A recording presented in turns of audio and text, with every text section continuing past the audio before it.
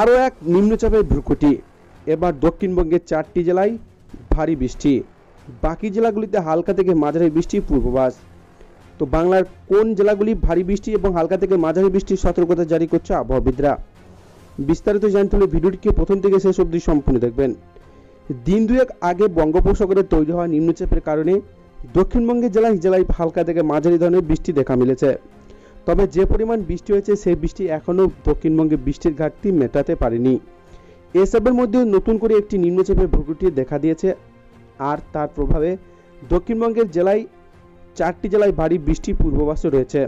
চলতি বছর থেকে বৃষ্টির পরিমাণ স্বাভাবিক থাকবে বলে জানানো হলেও দক্ষিণবঙ্গে কিন্তু বৃষ্টির পরিমাণ অনেক কম।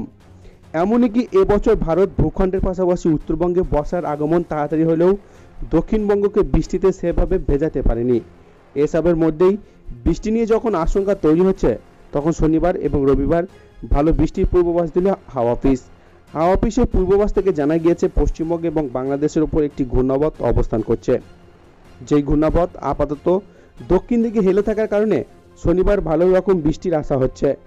এর পাশাপাশি উত্তর বঙ্গোপসাগরে একটি নিম্নচাপ তৈরি হতে পারে বলে জানা যাচ্ছে। শনিবার এইসবের পরিপ্রেক্ষিতে আগামী 7 দিন দক্ষিণবঙ্গে স্বাভাবিক বা স্বাভাবিকের থেকে বেশি বৃষ্টি হতে পারে বলে মনে করা হচ্ছে। ঘূর্ণাবর্ত নিম্নচাপের কারণে শনিবার পর্যন্ত দক্ষিণবঙ্গে এবং তবে রবিবার বৃষ্টির সম্ভাবনা দক্ষিণবঙ্গের কোনো জেলাতেই নেই বলে হাওয়া অফিসের পূর্বাভাস। এরপর আবার সোমবার থেকে বিক্ষিপ্ত বৃষ্টি হতে পারে গোটা দক্ষিণবঙ্গেই। দক্ষিণবঙ্গের পশ্চিমাঞ্চলের কোনো কোনো জেলায় ভারী বৃষ্টির সম্ভাবনা রয়েছে। হাওয়া অফিসের তরফ থেকে শুক্রবার আবহাওয়া কেমন থাকবে তা নিয়ে আপডেট দেওয়া হয়েছে। তাতে পূর্ব পশ্চিম মেদিনীপুর, ঝাড়গ্রাম, বাঁকুড়া জেলায় ভারী বৃষ্টির পূর্বাভাস রয়েছে। দক্ষিণবঙ্গের বাকি জেলাগুলিতে বজ্রবিদ্যুৎ সহ হালকা থেকে মাঝারি ধরনের বৃষ্টির সম্ভাবনার কথা জানানো হচ্ছে হাওয়া অফিস তরফ থেকে।